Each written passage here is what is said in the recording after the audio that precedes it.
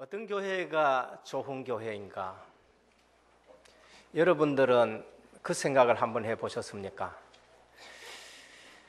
건물이 크고 환경이 아주 좋으면은 좋은 교회입니까?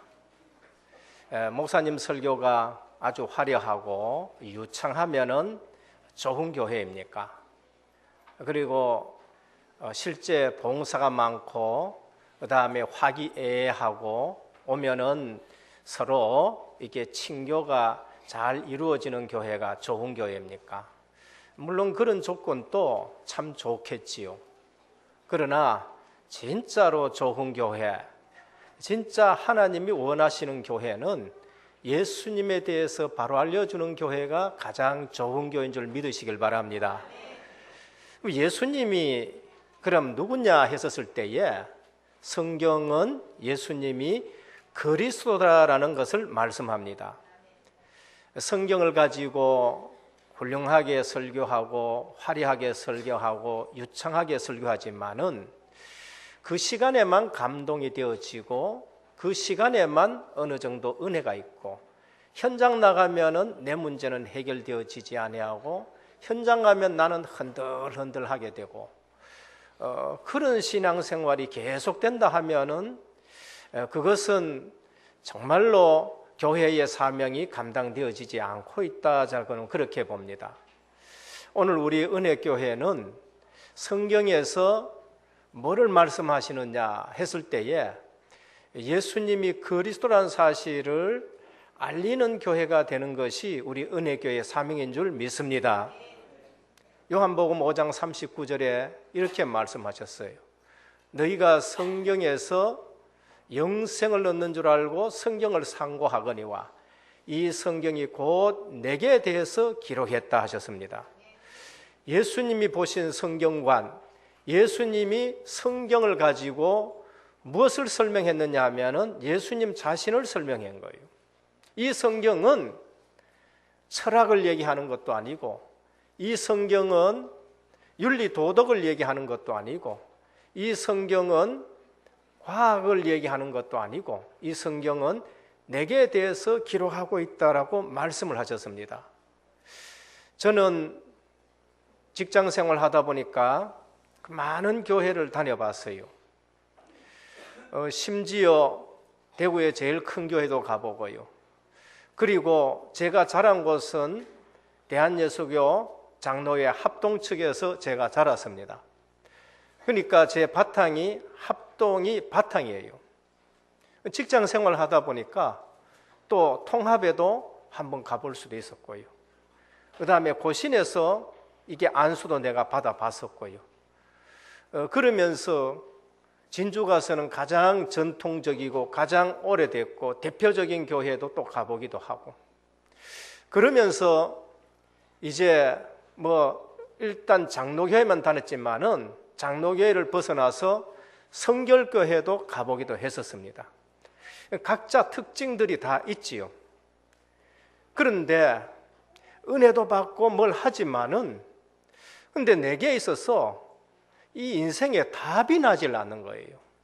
어느 날 저는 정말로 이 성경 말씀을 가지고 성경의 핵심인 예수가 그리스도라는 사실을 깨닫게 되어지고 인생 모든 문제 해답이 예수 그리스도라는 것을 믿게 되었었습니다. 이게 제 신앙생활의 결론입니다. 다시 말씀드려서 복음을 들었을 때에 인생에 답이 나야 돼요. 교회에 다니는 것이 아니라 오래 다니는 것도 중요하지만 그보다 더 중요한 거 직분을 내가 자꾸 서리 집사에서 안수 집사가 되고 안수 집사에서 장로가 되고 이것도 중요하지만은 그것보다가는 인생의 해답이 예수 그리스도로 결론이 나야 돼요. 그래서 좋은 교회는 예수님이 누군가를 알려주는 것이고 좋은 교회는 그 예수님이 그리스도라는 것을 선포하는 것이고 그리스도가 인생 모든 문제 해결자로 답내주는 교회가 가장 좋은 교회로 믿으시길 바랍니다. 교회는 그 일을 해야 되는 거죠. 이 답이 안 나면은 답 안 난 신앙생활을 계속합니다. 예수가 그리스도고 인생 모든 문제 해결했을 때에 인생의 문제가 분명히 뭔가가 내가 체험이 되어져요. 하나님 떠나가 있는 것이 인생의 문제구나. 이 내와 상관없이 우리에게는 원죄가 흘러서 내가 이렇게 되어졌구나. 그리고 내 의지와 상관없이 이게 악한 사단이라는 존재가 있어서 나를 이처럼 실패시키고 망하게 하고 우리 가정을 이처럼 짓밟고 있는 것이구나. 근데 내로서는 할 수가 없구나. 그래서 하나님이 여자의 후손인 그리스도를 보내서 우리 모든 문제 해결하셨구나. 이제 믿어지게 되는 겁니다. 이 믿어지면은 인생 문제가 해결되는 것이죠. 오늘 예수님이 그리스도 인생 해답 되시는 여러분 되기를 축원드립니다. 근데 복음을 계속 들으면은요, 제 입장에서요, 제 경험에서는 복음을 계속 들으면은 내가 예수를 안 믿은 것은 아니고 신앙생활 안 한 것은 아닌데 틀린 신앙생활을 계속했구나라는 것이 깨달아지게 됩니다. 왜 복음을 계속 들어야 되느냐? 계속 들었을 때에 인생의 답은 났는데 그 다음에 제 삶에서 봤었을 때에 내 신앙생활이 틀린 신앙생활이 많았구나. 그게 무엇인가? 신앙생활의 축이 복음의 축을 두지 아니하고 복음 아닌 율법의 신앙생활의 축이가 있어요. 그러니까 교회 와가지고는 뭐 예수 믿는 사람이 뭐 저래 이제 이렇게 되어지는 겁니다. 장로님이 뭐 저래 이제 이렇게 되어지는 것이고요. 이 교회가 뭐 이따위야 이제 이렇게 되어지고요. 목사님이 만날 저럴 수 있느냐 이렇게 되어지는 거죠. 그러니까 율법주의의 신앙의 축이가 있으니까 늘 다른 사람을 정죄하는 거예요. 그리고 율법주의의 신앙생활을 하니까 내 자신도 그 율법 앞에서 늘 눌리게 되는 거예요. 율법은 우리에게 정죄의 기능이지 생명 주는 기능은 아니거든요. 우리에게 생명 주시는 분은 예수 그리스도 외에 없는 줄 믿으시길 바랍니다. 이 사실을 모르면은요, 신앙생활 하면 할수록 갈등이 생겨요. 그게 바울이었었어요. 바울이 율법주의 신앙생활 하는데 하면 할수록 갈등이 오는 거예요. 저 같은 경우에 율법주의 체질했지만은 아마 이 가운데는 복음을 계속 들으면은 내가 신비주의에 빠져 있었구나. 내가 신앙생활에 잘못된 게 뭐야? 신비주의에 있었구나. 어떤 분들은요, 나는 교회 와서 만날 인본을 썼구나. 이제 이렇게 되어지는 겁니다. 그리고 난 이후에 제가 훈련 속에 들어갔습니다. 훈련 속에 들어가니까 그 다음에 보여지는 것이 뭐냐? 체질이 있었구나. 이제 복음의 축이 바뀌었으면은 복음 체질이 됐는데 훈련을 계속 받으면서 느껴진 게 무엇이냐? 내가 체질이 복음 체질이 아니구나. 이제 복음 깨닫고 그 다음에 복음을 계속 들으면서 내가 이거 축이 다른 데가 있었다는 걸 알게 되어졌는데 훈련을 받으니까 체질이 안 변했다는 거예요. 축은 복음이라는 건 알고 있는데 신앙생활의 체질은 어디 있냐? 자꾸 다른 체질이요. 그게 동기예요. 내 마음속 깊은 곳에 지난주에 말씀드렸지, 주님의 관심에 내 관심이 가 있는 것이 아니고 다른 체질, 다른 동기가 내 속에 깊숙하게 있다는 것이 보여지는 거예요. 그 동기가 우리 체질을 늘 끌고 다니는 거예요. 복음 축에서 또 다른 축으로 가게 만들고, 어느 날 보면 내가 아니에요. 제자들이 바로 그러는 거예요. 지난주일날 40일 동안 하나님의 나라에 대해서 말씀하셨어요. 그런데 제자들은 체질이 또 다른 체질 가지고 나오는 거예요. 이스라엘 나라를 회복하시면 이때입니까? 라고 또 들고 나오는 거예요. 그때 주님은 그건 너가 알 바 아니다. 오직 성령이 너희에게 임하시면 너희가 권능을 받고 예루살렘과 온 유대와 사마리아 땅끝까지 내 증인이 되리라. 그래요. 저는 훈련 받으면서 왜 훈련을 받아야 되느냐? 그래, 체질이 아직 안 바뀌었구나. 체질이 안 바뀌어서 훈련받으면서 이 체질이 복음 체질로 복음 체질로 복음 체질로 서서히 그게 하루아침이 되는 게 아니에요. 하나님은 사도 바울을 쓸 때에 부활하신 주님 만나고 단번에 쓰셨느냐? 사도 바울에게도 정리될 시간이 있었어요. 그게 3년 동안 아라비아에 가서 기도하는 가운데 율법 속에서 자란 이 사도 바울이 그러면 예수가 그리스도시고 그분이 부활하셨는데 내가 그분을 이단이라고 해가지고 핍박하고 했는데 그러면 이게 뭐냐는 거죠. 기도하면서 자기가 배운 모든 율법이 복음으로 다 정리되는 거예요. 복음으로 다 정리되고 하나님이 그 체질을 10년 동안 다소에 있을 때에 10년 동안 체질을 바꾸시고 나서 바나바를 통해 불러가지고 안디옥 교회를 통해서 세계 복음하는 걸 볼 수 있습니다. 오늘 또 훈련을 중하게 여기시기를 축원드립니다. 왜 훈련받아야 되느냐? 자꾸 다른 거 들어와요. 자꾸 다른 거고 내 속에 다른 동기 가지고 교회에 일을 하게 되어지고 다른 동기 가지고 지교에 일을 하려고 그러고 다른 동기 가지고 그 다음에 교회에 말하려고 그러고.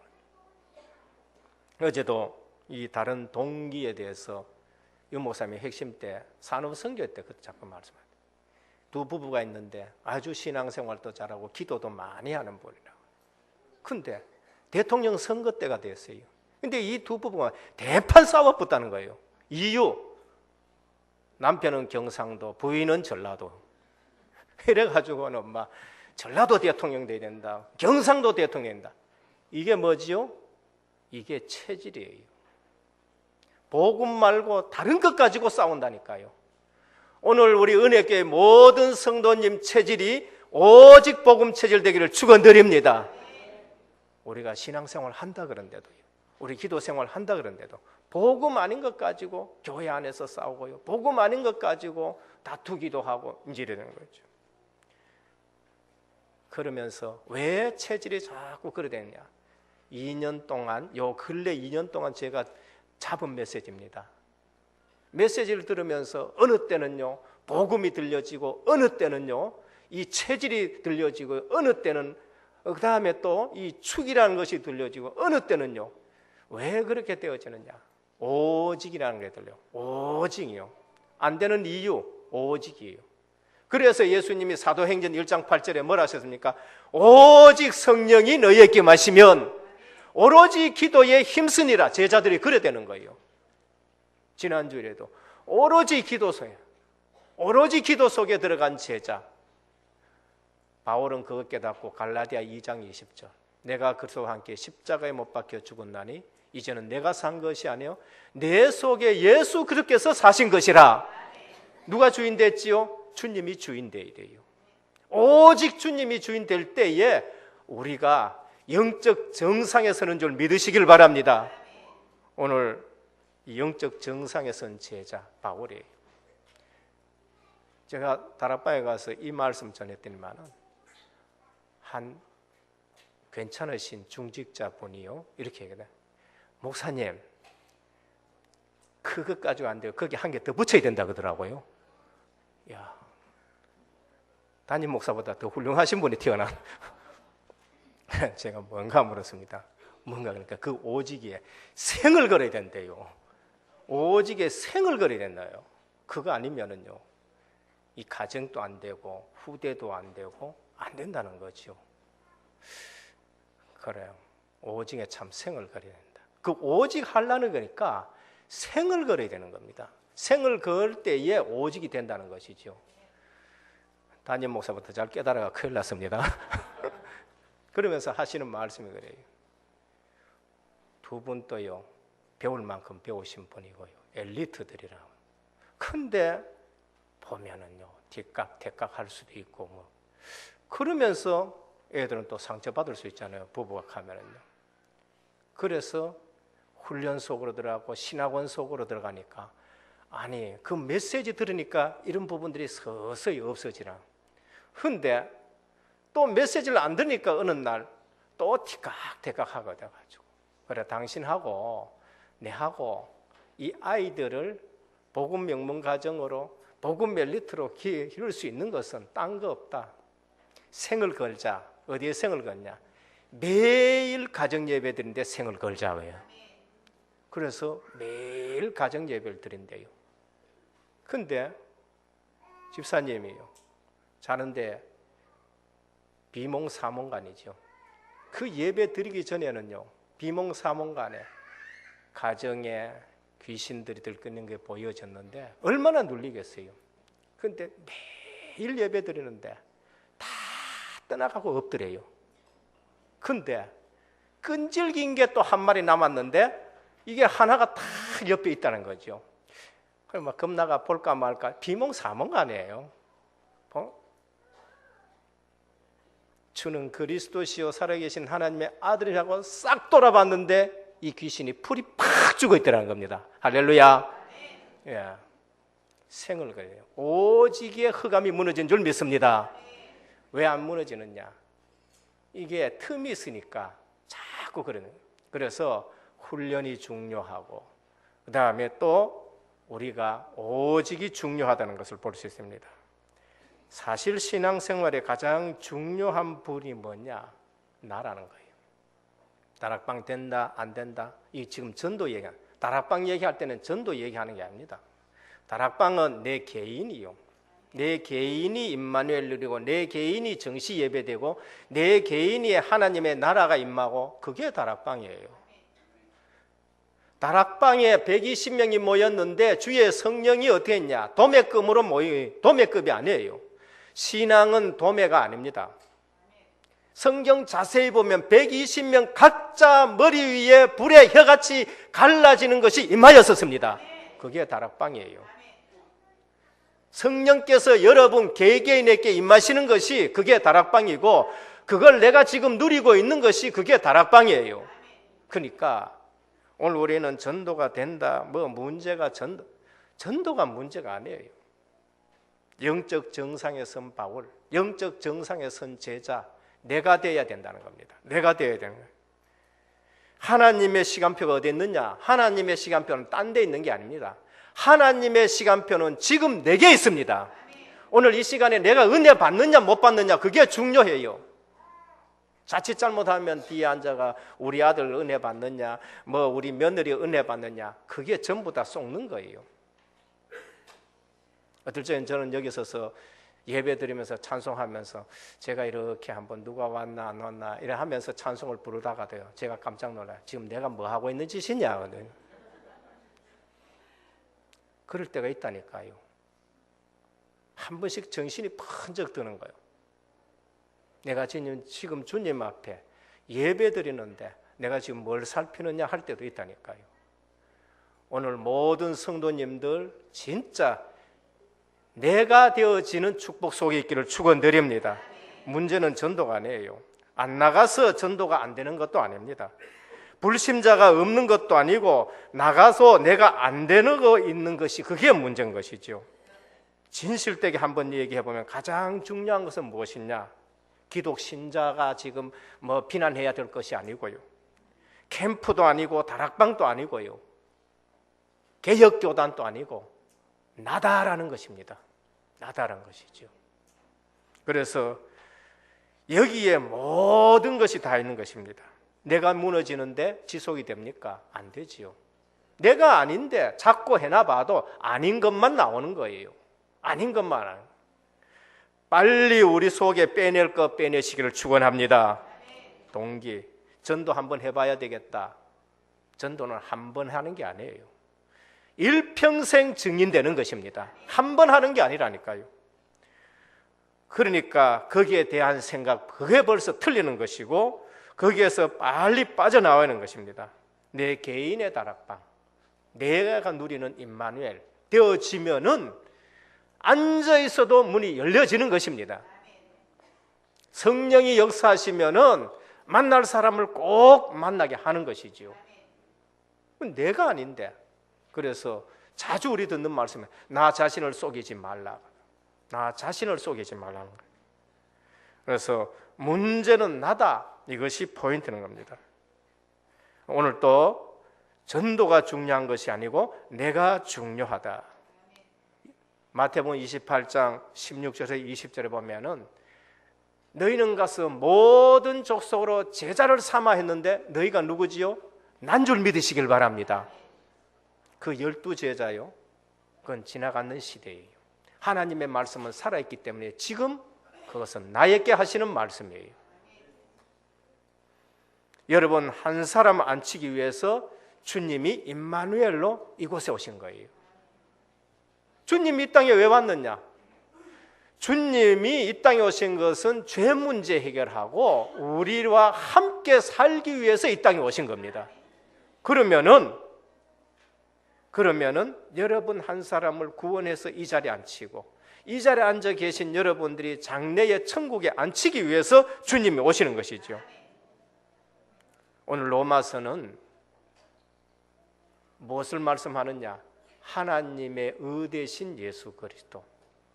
바울은 율법 안에서 자기가 그것을 지켜서 의롭게 되려고 얼마나 노력했었습니까? 그러나 복음 깨닫고 나니까 그게 아니에요. 복음 깨닫고 나니까 예수 그리스도를 통해서 하나님 앞에 내가 의롭게 되어진다. 그래서 하나님의 의가 예수 그리스도라는 것을 지금 말씀하는 게 로마서인 것입니다. 그래서 로마서 8장은 하나님의 의를 입은 자가 세상을 향해서 하나님 앞에서 담대하게 영적 정상에 잔 선포가 바로 로마서 8장인 것입니다. 그래서 38절에 39절에 보면 내가 확신하노니라고 말해요. 여러분, 예수 믿고 나서 어정쩡한 신앙생활 하지 마시고 확신 있는 신앙생활 하기를 축원드립니다. 바울은 확신에 찼어요. 오호라 나는 공고한 사람이더라까지 갔어요. 왜 내가 안 되느냐는 거지요. 여러분들 가운데도 그럴 거예요. 왜 내가 안 되느냐? 저도 그렇습니다. 때에 따라서 목사님 네가 왜 그래 안 되느냐? 담임 목사님 네가 왜 그래 안 되느냐? 내게도 그런 게 온다고요. 내게도 그런. 그게 로마서 1장부터 지금 8장까지예요. 근데 딴 것으로는 안 된다는 겁니다. 딴 것으로는 안 되고 하나님의 의 대신 예수 그리스도가 확인되어지고 그게 체험되니까 바울은 담대하게 얘기해. 누가 우리를 송사하리요? 누가 우리를 정죄하리요? 누가 우리를 대적하리요? 누가 우리를 예수 그리스도의 사랑에서 끊으리요라고 말하는 겁니다. 오늘 담대하시기를 축원드립니다. 확신 속에 살아가시기를 축원합니다. 얼마만큼 확실하냐? 오늘 이게 로마서 8장 31절에서 39절만큼 우리가 확신해야 됩니다. 복음 안에 영적 정상에 선 바울, 로마서 1장 23절은 이방인의 죄를 말해요. 이방인의 죄. 이방인의 죄가 뭐냐? 썩지 아니하는 하나님의 형상을 금수와 버러지 형상으로 바꾸는 거예요. 우상 섬기는 거 말합니다. 당연하지요. 하나님 떠났으니까. 그러면 유대인 너희들은 2장 1절입니다. 너희는 율법을 갖고 넘들을 계속 정죄하는데 그것 가지고 너희도 죄인이다. 그렇게 말해요. 율법 갖고 있지만 너도 죄인이다. 로마서 3장 23절. 그래서 이방인도 죄인이고 유대인도 너희도 죄인이고 모든 사람이 죄를 범하였으면 하나님의 영광에 이르지 못한다는 겁니다. 그리스도 예수 안에 있는 속량으로 말미암아 하나님의 은혜로 값없이 의롭다 하심을 받은 줄 믿기를 바랍니다. 딴 거 가지고는요 절대 의롭다함을 받지 않아요. 증거 사장이다. 바울이 그렇게 말해요. 아브라함 봐라. 행위로 구원을 얻고 행위로 의롭다함을 받느냐? 아니다. 믿음으로 아브라함이 의롭다함을 받지 않았느냐? 그러면 할 일이 무엇이냐? 로마서 5장 1절에 보면 그러면 우리 주 예수 그리스도로 말미암아 하나님과 화평을 누리자는 겁니다. 임마누엘 누리자는 거예요. 여러분 신앙생활이 임마누엘 되시기를 축원드립니다. 그러니까 우리 신앙생활이 개인 다락방 하나님과 화평 누린 거 그게 정시 예배고 정시 기도 거기서부터 모든 것이 출발되는 거예요. 6장에 가서는 13절에 그러면 너희 지체를 불의의 무기로 죄에 내어주지 말고 하나님께 드려 너희 지체를 의의 병기로 드리라. 전도와 선교에 쓰임 받기를 바랍니다. 우리의 육체와 우리의 삶이 의의 병기로, 영적 싸움에, 세상 쾌락이 아니요, 세상 위에서 아니라 영적 의의 병기로 사단 마귀가 싸우고 하나님 나라가 임하고 확장되어는 의의 병기로 드러난 겁니다. 7장 가서는 그런데 내 지체 속에 또 한 다른 법이 내 마음의 법과 싸워 내 지체 속에 있는 죄의 법으로 나를 자꾸 이끌어간단 말이야. 이게 오호라 나는 공과죠.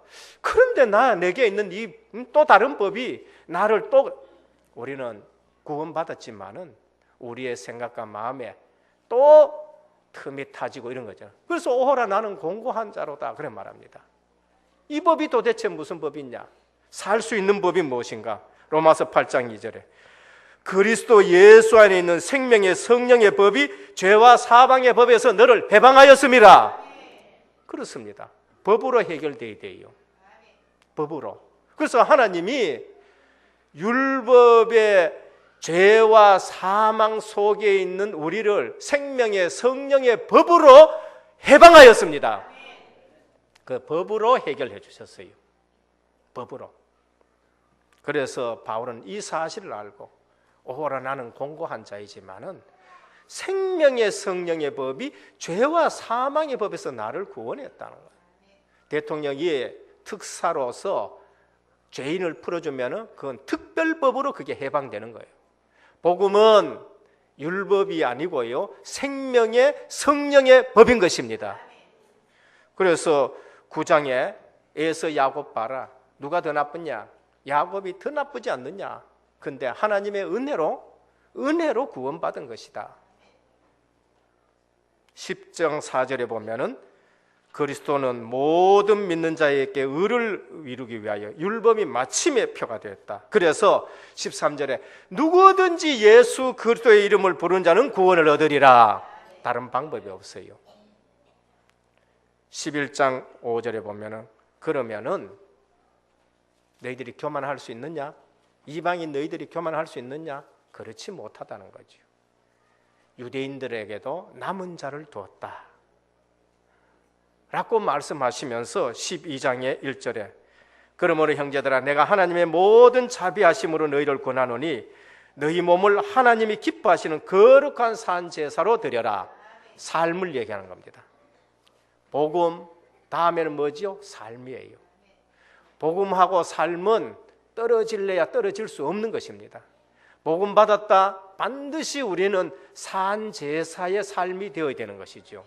그러면서 권세에 대해서, 지도자에 대해서, 종에 대해서, 이웃에 대해서 그게 12장 삶을 전부 얘기하는 거예요. 마지막에 16장에 누가 나와요? 모델들이 나오는 겁니다. 교회를 위해서, 복음을 위해서 보호자요, 동력자요, 그 다음에 또 생명건자요, 식주인이요, 수고하는 자요, 사랑받는 자요, 전부 모델들이 나오는 것입니다. 그래서 오늘 복음을 알면은 영적 정상에 서게 되는 것입니다. 첫 번째입니다. 영적 정상에 선 제자, 제일 먼저 발견해야 될 게 뭐냐? 복음 안에서 나의 정체성을 발견해야 돼요. 영적 정상에 서려면 영적인 것을 알아야 돼요. 하나님이 우리를 창조하실 때에 하나님의 형상대로 지음받았었습니다. 그게 창세기 1장 27절 28절이에요. 우리에게는 누구의 형상이 있느냐? 하나님의 형상이 있습니다. 그게 영혼이에요. 우리는 하나님의 형상이 있기 때문에 영적 정상에 서려 그러면은 늘 하나님과의 영적 교제가 있는데 그게 예배인 것입니다. 그래서 영적인 형상 가진 이 존재는 하나님과 늘 영적 교제. 요한복음 4장 24절에 하나님은 영이시니 예배하는 자가 신령과 진정으로 예배할지니라. 하나님과 영적 교제가 있어야 돼요. 고린도후서 3장 17절에 주는 영이시니 주의 영이 계신 곳에는 자유함이 있느니라라고 하셨습니다. 이게 영적 정상의 삶입니다. 자유가 없는 것은 영적 정상이 되지 못하는 거예요. 우리는 도덕적인 형상을 가지고 있습니다. 우리의 삶이 복음 안에서 나오는 도덕적인 삶이 아니면은 늘 반복되고 올라갔다 내려갔다 해요. 내가 왜 이랬냐? 복음에서 나오는 도덕의 삶이 아니니까 그런 거예요. 복음 안에서 나오는 하나님이 원하시는 삶이 있다니까요. 그게 도덕적인 형상인 겁니다. 에베소 4장 24절에 하나님을 따라 의와 진리와 거룩함으로 지음 받은 자가 새 사람이다, 그렇게 말씀합니다. 우리는 의와 진리와 거룩함으로 지음 받았어요. 누구 안에서요? 예수 그리스도 안에서. 그게 새 사람이에요. 그게 도덕적인 삶인 것입니다. 골로새 3장 10절에 보면 새 사람을 입었으니 이는 자기를 창조하신 자의 형상을 쫓아 지식에까지 새롭게 하심을 잊게 하겠다 했습니다. 우리가 누구 닮아가느냐? 예수 그리스도를 닮아가는 겁니다. 그리고 이성적이고 지능적인 형상을 가지고 있는 겁니다. 하나님은 우리 지으실 때에 기계처럼 지은 것이 아니고 이성적이고 지능적으로 지으셨어요. 베드로후서 2장 12절 하나님 떠나면은 이걸 잃어버리고 짐승 같다, 그렇게 말했습니다. 하나님의 형상과 하나님의 모양을 잃어버리면 인간을 가리켜 하신 말씀이 이성 없는 짐승이라고 말했습니다. 그게 우리 인간이에요. 그래서 창세기 6장에 보면은 하나님의 영이 떠나니 그들이 육체가 됨이라 하셨습니다. 유다서 1장 10절에 보면 그러한 자는 무엇이든지 본능으로만 알고 그것 때문에 멸망한다라고 말씀하셨습니다. 오늘 복음 안에서 우리의 형상은 하나님의 형상이요, 우리의 형상은 도덕적인 형상이요, 우리의 형상은 이성적이고 지능적인 형상이요, 우리의 몸도 어떻느냐? 우리의 몸도 하나님의 형상이 반영된 것이 우리 몸인 것입니다. 복음 잘못 깨달은 사람은 영이고 육신은 악하고 육신은 더럽고 이렇게 말합니다. 그 다음에 세상 할 때에는 그건 하나님 떠난 것을 말한 것이지 하나님이 우리 육신 이게 잘못됐다는 것이 아니죠. 그 헬라 철학에서 나오는 그러한 부분인 것입니다.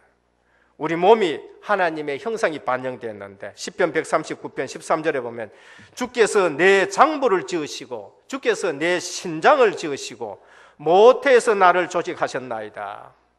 빌립보 3장 21절에 우리의 낮은 몸을 자기의 영광의 몸의 형체와 같이 병케 하시리라. 하나님의 영광의 몸처럼 병케 하시리라. 우리의 몸도 하나님의 형상이 반영된 것입니다. 여러분 건강하시기를 축원드립니다. 우리가 아플 수 있어요.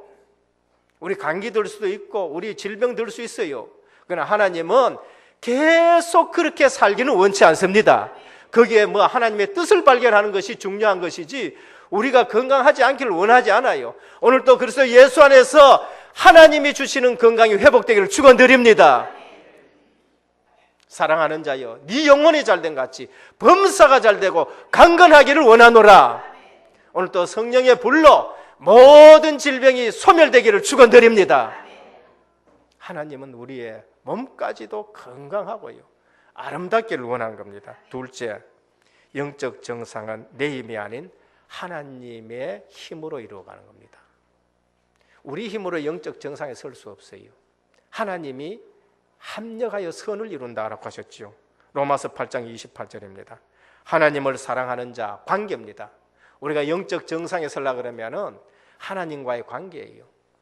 하나님이 나를 사랑하시고 내가 하나님을 사랑하는 거, 개인 정시 예배, 정시 기도입니다. 하나님의 뜻대로 부르심을 입은 자 뭐지요? 확신인 것입니다. 아, 하나님 나를 부르셨구나. 그 확신에 흔들림이 없어요. 저는 예전에 확신이 없어가지고 신앙생활 하는데 너 구원에 확신이 있나? 저는 확신 있게 확신 있다고를 많이 못했어요. 그럼 지옥 갔냐? 그거는 싫어요. 지옥 갔다? 그거는 절대 아닌데 확신이 없는 거예요. 오늘 이 자리에 앉으신 모든 분들 하나님의 뜻대로 부르심을 입은 줄 확신하기를 바랍니다.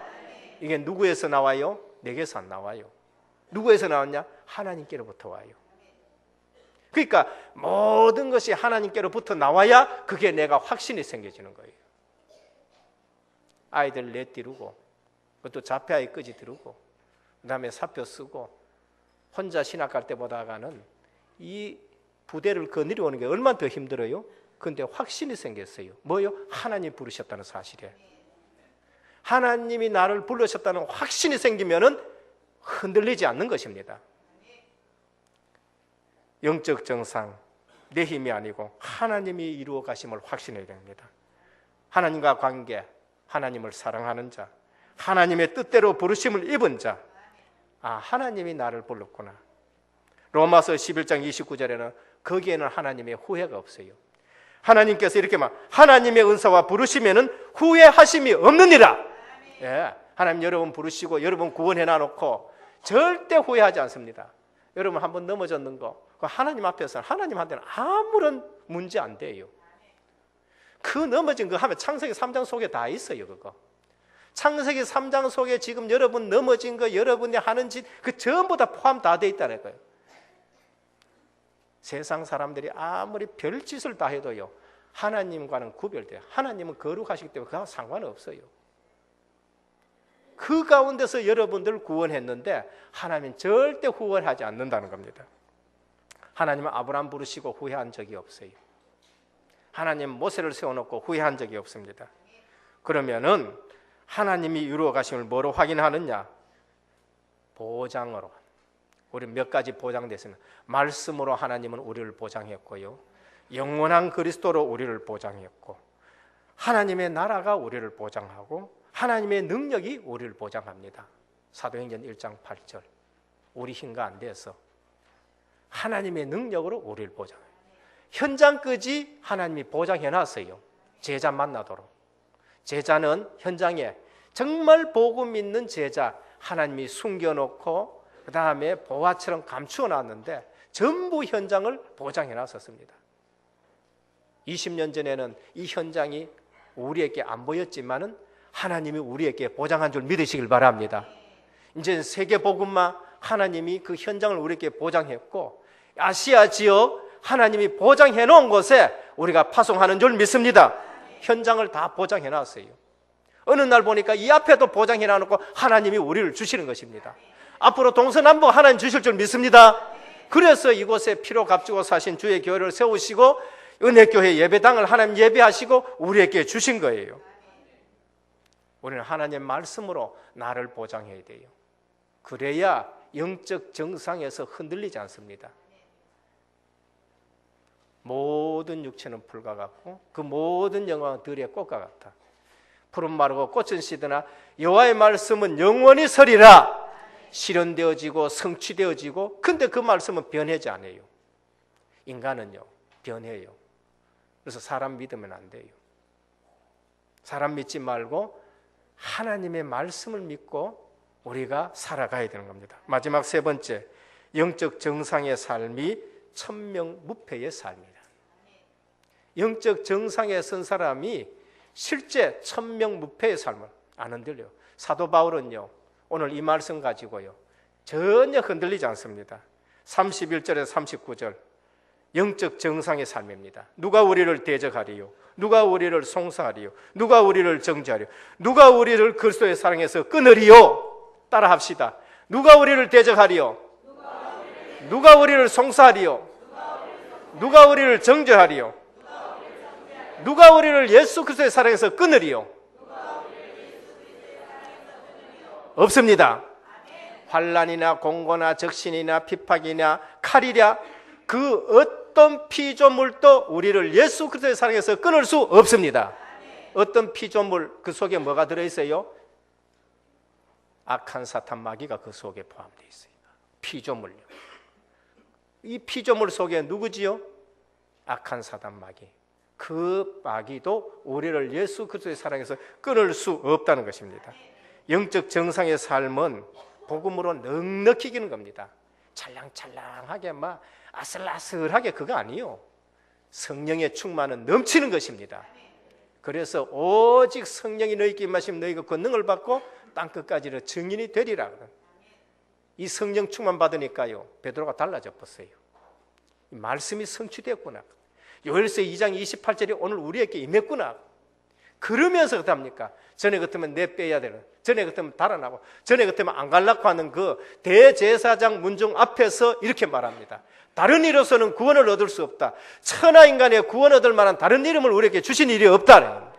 우리가 보고 들은 것을 말하지 아니할 수 없다. 내가 너희 앞에서 하나님 말씀 듣는 것이 옳으냐, 너희 말 듣는 거는가 판단하라. 저게 베드로가 아니냐 이제 이렇게 하는.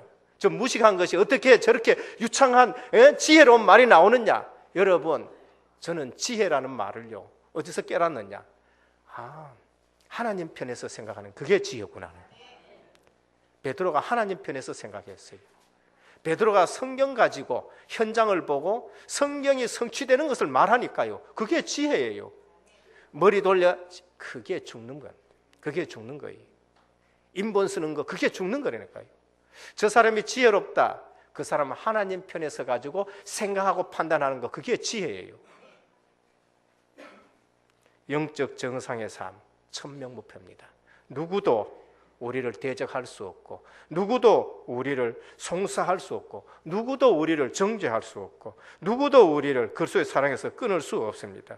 넉넉히 이기게 되는 거예요. 그래서 다윗은 이렇게 말했습니다. 내가 사망의 음침한 골짜기로 다닐지라도 해를 두려워하지 않는 것은 주께서 나와 함께 하심이라. 주의 지팡이와 막대기가 나를 안위하시나이다. 주께서 내 원수의 목전에서 내게 상을 차려주시고 기름을 내 머리에 부으셨으니 내 잔이 넘치나이다. 넉넉한 거예요. 복음이 찰랑찰랑 해가지고 뭐죠? 아니에요. 복음은 넉넉한 것이고 넘치는 것이고 우리는 넉넉하게 이길 줄 믿습니다. 뭐가 부족해가지고 그렇게 불안하고요, 그렇게 답을 못 내가지고 이리 가고 저리 가고, 예수 그리스도로 끝내시기를 축원합니다. 성령이 내게 계시면은 그 성령이 나를 완벽하게 인도하실 줄 믿으시기를 바랍니다. 복음은 유일한 겁니다. 여기에 뭘 더 붙여요? 여기에 뭘 더 붙여요? 성삼위 하나님 외에 또 뭘 더 붙입니까? 그래서 유일하신 그리스도, 유일하신 하나님이에요.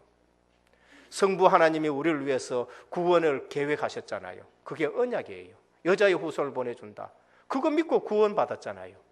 그분이 오셨어요. 그게 신약이에요. 그 구원을 이루시기 위해서 십자가 지시고 부활, 구원을 이루셨어요. 그때 믿을 때에 그 사람들은 구원 받는 거예요. 그 다음에 주님이 말씀하신 대로 성령을 보내셨어요.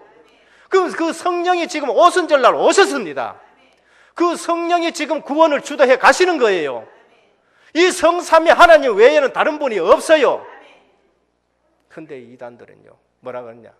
예수님 또 오신다고 해가지고 성령 하나님이 육신을 먹고 있고 또 오셨대. 그걸 또 이만이라네?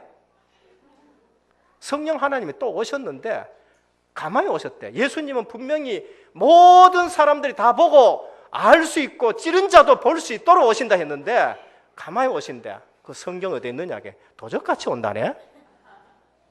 그거는 죄 짓고 오만 짓다 하고 그 다음에 뭡니까? 눈이 깜깜한 자들에게 도적같이 오시지 도적같이 오는 그 말이 아니죠.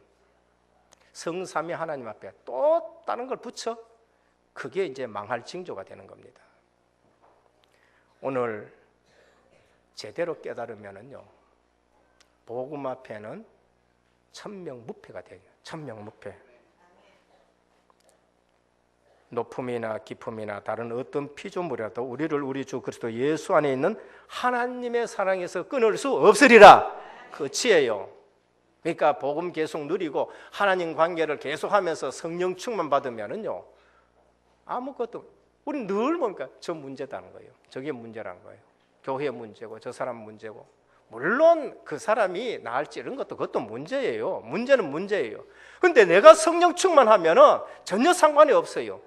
근데 내가 성령 충만하지 않으면은 다른 모든 사람들이 다 성령 충만한데 내게는 문제가 돼요. 내게 문제 된다니까. 근데 내가 성령 충만하면은 다른 사람 다 60억 인구가 문제라도 나는 문제가 안 돼요. 그게 초대교회입니다. 성령 충만이 뭔지 아십니까? 개인의 한계를 넘는 자가 바로 복음 가진 전도자고요, 가정의 한계를 넘는 자가 복음 가진 전도자고, 교회의 한계를 넘는 자가 복음 가진 전도자고, 민족의 한계를 넘는 자가 복음 가진 전도자고, 사회의 한계를 넘는 자가 복음 가진 전도자예요. 개인의 한계를 넘는다, 사도 바울입니다. 본인에게는 엄청난 문제가 많았어요. 그런데 그 한계를 넘어요. 가정의 한계를 넘습니다. 요셉입니다. 교회의 한계를 넘어요. 사무엘이에요. 사무엘 엘리 제사장 보니까요, 이 영 아니야, 하나입니다. 엘리 제사장 아들도 보니까 이건 더 아니요. 실로에 있는 휘장 보니까 이건 더 아니야. 바람 불고 해지고. 그런데 사무엘은요, 교회를 한계를 넘어요. 언약궤 옆에서 등불을 켜고요, 교회의 한계를 넘고 그 시대를 살려내는 겁니다. 오늘 또 복음은 넉넉히 이기는 줄 믿으시길 바랍니다. 결론입니다. 내가 복음이 되어지면은요, 내가 복음화 되어지면 아무것도 문제가 안 됩니다. 다른 사람이 다 됐는데 내가 안 되면은 모든 사람이 다 문제예요. 모든 사람이. 그래서 원래 일심 전심 지속 주셨습니다. 일심, 복음 하나면 된 줄 믿으시길 바랍니다. 전심, 이것을 가지고 기도에 우리가 하나 되고 온 마음을 다 담는 거예요. 지속, 하나님이 가장 기뻐하시는 거. 이제는 방향 맞추고 흔들리지 않는 것입니다. 우리가 얼마나 성공하면 되느냐? 불평하고 원망하던 것보다는 로마서 16장의 인물처럼 보호자 되는 것이 훨씬 쉬워요. 불신앙하고 원망해봐요. 그거 잠 못 잔다니까요. 그것보다는 주의 종의 보호자가 되고요, 주의 종의 동력자 되고요, 주의 종의 식주인이 되어지고, 그게 훨씬 건강에도 훨씬 더 좋다니까요.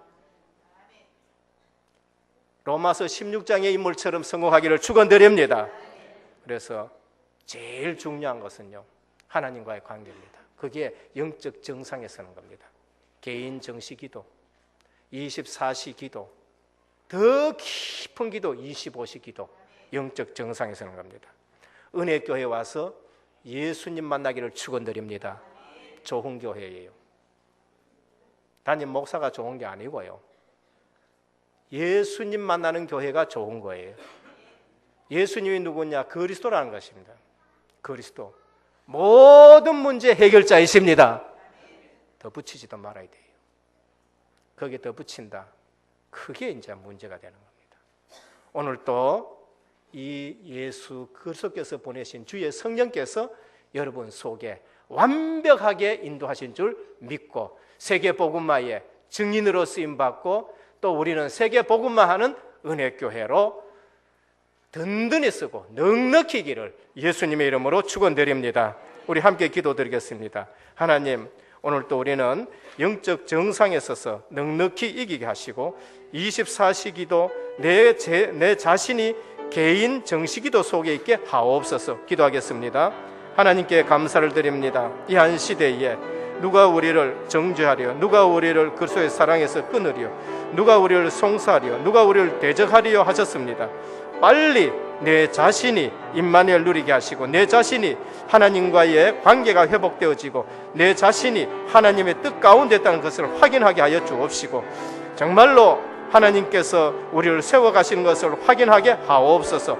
내가 사는 것이 모든 사람을 살리는 것인데, 오늘 또 우리 은혜교회에 성령의 충만함을 주시고 복음 안에서 나의 정체성을 확인하고 이제 하나님이 이루어 가시는 일에 영적 정상의 자리에 서게 하옵소서.